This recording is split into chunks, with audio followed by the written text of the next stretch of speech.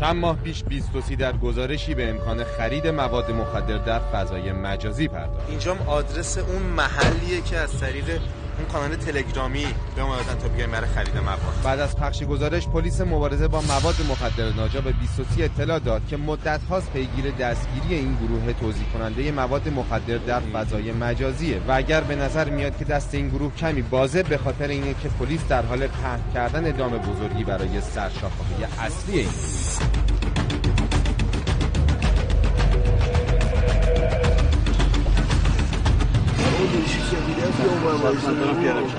مضمون کسیه که معاملات بزرگ ماده مخدر گل در کشور رو در فضای مجازی انجام میداده تا امکان ردگیری خودش رو به حداقل برسونه، اما در کمال ناباوری خودش دستگیر شد.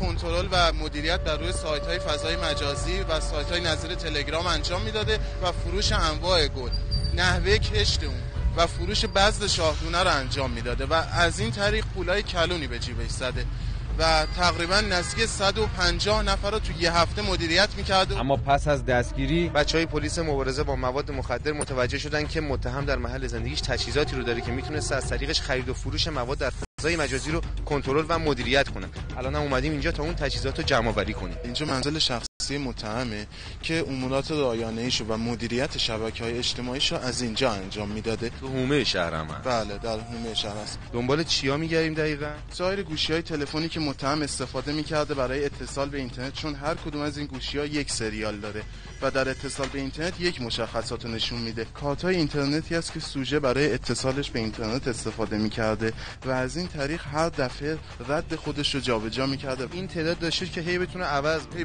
کنه. این مصرف شاید یک هفته یا 2 هفتهش بوده. متهم بعد از اینکه بازرسی منزل شد میگه که پشتی یه دونه گوشیه، یه سری اطلاعات داخل اون گوشی هست که بره برداشت کردن.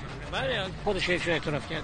این مواد مخدر روانگردان گل هستش که برای تحقیقات بیشتر به آزمایشگاه پلیس تحویل داده میشه. گروه‌های تلگرام می اومدن، کانالمون راجع به ماریجوانا بود، آیدیمون رو میذاشتیم، می اومدن پیویمون صحبت میکردیم و پولو میگفت بعد پولو باید بریزی اول.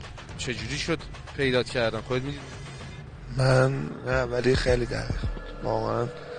من که خودم اصلا اینجوری فکر نمی‌کردم اینجوری گیر بیفتم. به حمدالله اقدامات پلیس در رابطه با پیگیری پرونده سلطان گل به ثمر نشست. فعالیت عناصر توزیع کننده مواد مخدر و روانگردان ها از دید پلیس مخفی نمیماند و این نفرات دستگیر میشن و به سزای اعمالشون میرسن.